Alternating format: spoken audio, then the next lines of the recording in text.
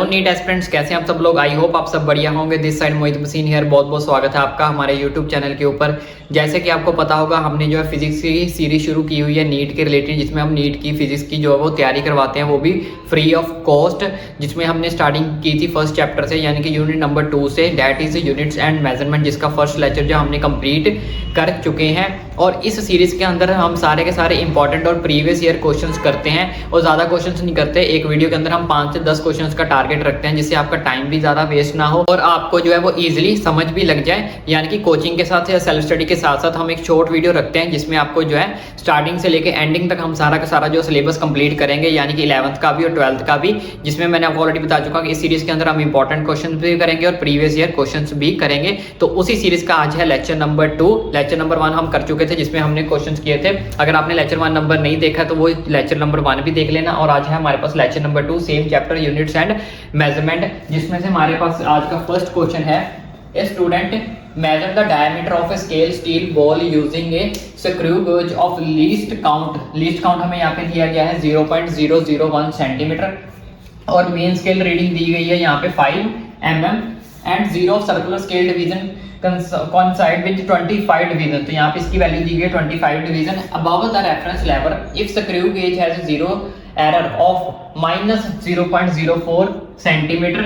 The correct diameter of the ball is, हमारे पास option दिए गए 0.521 सेंटीमीटर, 0.525 सेंटीमीटर, ऑप्शन सी दिया है 0.053 सेंटीमीटर, डी ऑप्शन दिया गया 0.529 सेंटीमीटर। तो सबसे पहले हमारे पास एक चीज आपको नोटिस करनी पड़ेगी इसमें कि ये वाला क्वेश्चन जो है तो 2018 में पूछा गया था नीट के अंदर, लेकिन ये वाली वैल्यू जो है वो आपको सेंटीमीटर में दी गई है, और ये वाली वैल्यू आपको जो mm में दी गई है, और ये डिवीजन में दी गई है, ये भी सेंटीमीटर में दी गई है। और हमारे पास जो ऑप्शन है वो किसमें दिए गए, सारे के सारे सेंटीमीटर में। मतलब हमारे पास जो mm वाली वैल्यू है उसको हमें कन्वर्ट करना पड़ेगा किसके अंदर, सेंटीमीटर के अंदर। तो यहाँ पे हमने निकालना क्या है, डायमीटर ऑफ बॉल। तो डायमीटर ऑफ बॉल का जो फॉर्मूला होता है वो क्या होता है, diameter of ball short form में लिख देता हूँ, साथ में समझा दूंगा। मेन स्केल रीडिंग ये वाली MSR प्लस उसके बाद आपका आएगा सर्कुलर स्केल डिवीजन, ये वाली वैल्यू सर्कुलर स्केल डिवीजन, यानी कि CSR हम इसको लिख सकते हैं।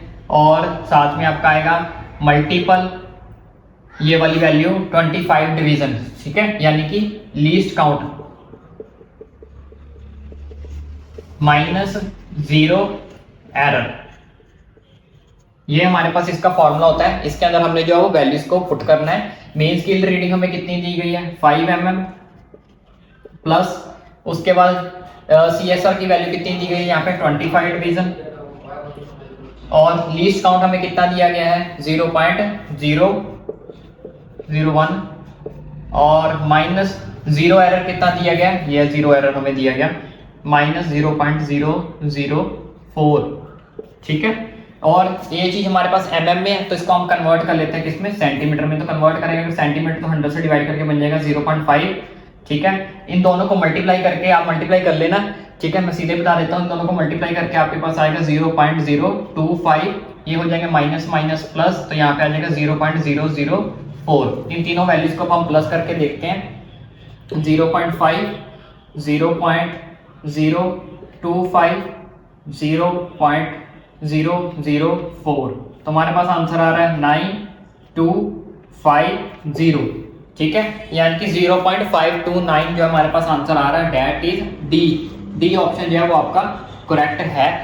तो आई होप आपको समझ लग गया होगा। चलिए करते हैं अब नेक्स्ट क्वेश्चन। मैंने इसकी कैलकुलेशन नहीं किया, आप इसकी कैलकुलेशन करके देख लेना। कैलकुलेशन इसलिए नहीं क्योंकि शायद वीडियो लंबी ना हो जाए, ठीक है। नॉर्मली कैलकुलेशन है 25 को 0.01 से मल्टीप्लाई करना है। इसको कुछ नहीं किया, mm में था, इसको सेंटीमीटर में कन्वर्ट कर लिया, ठीक है, और कुछ नहीं किया, बाकी सबको प्लस ही किया। तो ये हमारे पास एग्जैक्ट आंसर इस चीज का आ चुका है। तो यहाँ पे हमारे पास नेक्स्ट क्वेश्चन दिया गया है, इन एन एक्सपेरिमेंट 4 क्वांटिटीज हमें दी गई है, that is A, B, C and D are measured with percentage error. Percentage error दिया गया है 1%, 2%, 3% एंड 4%। 4 क्वांटिटीज हमें दी गई थी A, B, C, D respectively. तो क्वांटिटी P की एक वैल्यू दी गई है, इस कैलकुलेट जो हमें करनी है, ठीक है। P की ये वैल्यू दी गई है A³B²/CD, और इसमें हमें परसेंटेज एरर फाइंड करना है किसका, P का। इसका सोल्यूशन कैसे है, इसका जो सोल्यूशन है वो जो परसेंटेज एरर हमने निकालना है वो हम कैसे निकालेंगे। यहाँ पे हमारे पास वैल्यू दी गई है A³B²/CD, तो इसका परसेंटेज हमने एरर किसका निकालना है, P का निकालना है, इस P का वैल्यू का निकालना है। तो P का निकालने के लिए हम करेंगे डेल्टा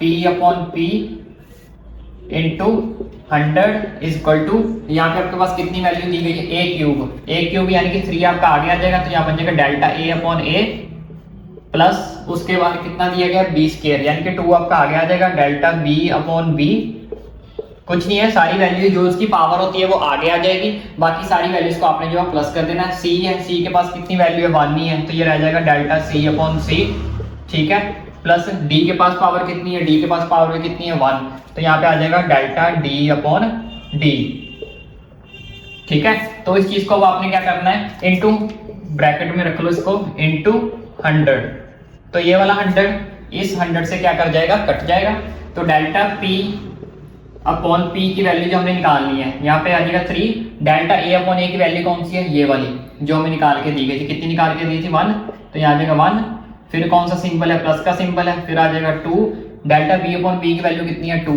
तो यहाँ पे आ जाएगा इंटू 2, फिर कौन सा सिंबल है, प्लस का सिंबल है, डेल्टा C अपॉन C की वैल्यू कितनी है 3 plus delta D upon D की वैल्यू कितनी है 4, ठीक है। 100 से 100 तो कट चुका है ऑलरेडी, तो इस सबको कर लो, 3 1 जा 3, 2 2 जा 4, 3 और 4, ये आएगा 7 10 14, यानी कि 14% जो है आपका परसेंटेज एरर जो है वो निकल कर आ रहा है। हमारे पास ऑप्शन देखिए 7% 4 14, ये वाला सी ऑप्शन जो है हमारा that is correct answer. So the next third question is if the error is measurement of radius of a sphere, radius of sphere आपको निकाल के दिया गया है 2%, then the error in determination of the volume of sphere, volume of sphere पूछा है will be, ठीक है। हमारे पास ऑप्शन दिए गए हैं 8%, 2%, 4% और 6%, और ये क्वेश्चन आया था 2008 के अंदर, तो इसका सोल्यूशन बहुत ज्यादा इजी है, बहुत ज्यादा इजी क्वेश्चन है ये। यहाँ पे हमने क्या पूछा है, वॉल्यूम पूछा है, हम पहले वॉल्यूम निकाला है, रेडियस तो पहले वॉल्यूम निकाल लेते हैं। वॉल्यूम का हमारे पास फॉर्मूला क्या था, 4/3 पाई आर क्यूब, ठीक है। अब इस चीज को मैं ए मान लेता हूँ, इस चीज को मैं बी मान लेता हूँ, तो taking log both side, log ले लेते हैं, टेकिंग लॉग बोथ साइड्स, तो अगर मैं लॉग लूंगा तो यहाँ बन जाएगा लॉग वी, ठीक है। तो इस साइड आपका एल एन ले लेते हैं, एल एन लिख लेते, शॉर्ट फॉर्म लिख लेते हैं, बहुत सारे बच्चों को एल एन में ज्यादा इजी लगता है, चलो एल एन लिख लेते हैं, एल एन, ठीक है। तो v आ गया, इस साइड इसको फॉर्मूला लग जाता है log a इंटू बी का, log a इंटू बी का फॉर्मूला क्या था, log a plus log b, यानी कि ln 4/3 पाई प्लस ln इधर बच जाएगा आपका r क्यूब, ठीक है, ये फॉर्मूला लग गया। अब हमने इसका करना है डिफरेंशिएट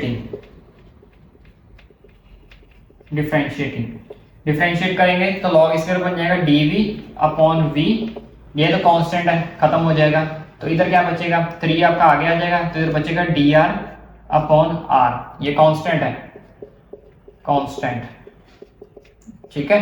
तो इसका 3 आगे आ गया, तो इसका बन जाएगा dr अपॉन r, इधर v था, इधर बन जाएगा dv अपॉन v, इतनी चीज क्लियर हुई। अब हमारे पास इसकी वैल्यू निकाल के दी हुई है रेडियस स्क्वायर की कितनी, 2%, यानी कि dr अपॉन r की वैल्यू निकाल के दी गई है कितनी, 2%, तो 3 2 जा 6% आपके आंसर। बहुत ज्यादा इजी क्वेश्चन था ये तो ये वाला डी वाला ऑप्शन है।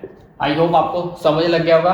कोई डाउट है, कोई क्वेरी हो तो ओपनली आप मुझे नीचे कमेंट करके पूछ सकते हो। अगर आपको वीडियो अच्छी लग रही है तो मेरी छोटी सी रिक्वेस्ट है कि चैनल को सब्सक्राइब करना ना भूलें, इसी तरह की सीरीज चलती रहेगी, ठीक है। तो the next fourth question is the density of A cube, हमें डेंसिटी दी गई है क्यूब की, is measured by measuring its mass and length, यानी कि मास और लेंथ जो है वो करना है measuring of its sides. If the maximum error in the measurement of mass and length are 3% and 2%, the maximum error in the measurement of density would be, तो maximum error जो कितना हो सकता है कि डेंसिटी के अंदर वो हमें फाइंड करना। ऑप्शन दिए गए हमारे पास 12%, 14%, 7% एंड 9%। तो सोल्यूशन हम निकाल लेते हैं इसका।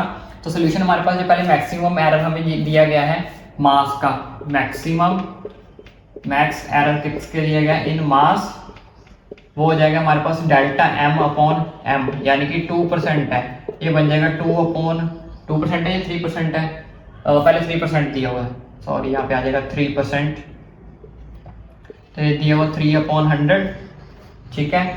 उसके बाद हमारे पास जो लेंथ का दिया गया है मैक्स एरर इन लेंथ, वो हो जाएगा डेल्टा l अपॉन l, 2%, यानी कि 2/100, ये आपका हो जाएगा कितना 2/100। तो हमारे पास डेंसिटी निकालनी है, डेंसिटी का क्या सिंबल होता है रो, तो रो का हो जाएगा delta rho upon rho is equal to delta m upon m, percentage error का फॉर्मूला भी हम लगा रहे हैं, ठीक है, एरर फॉर्मूला लिख देता हूँ, परसेंटेज एरर।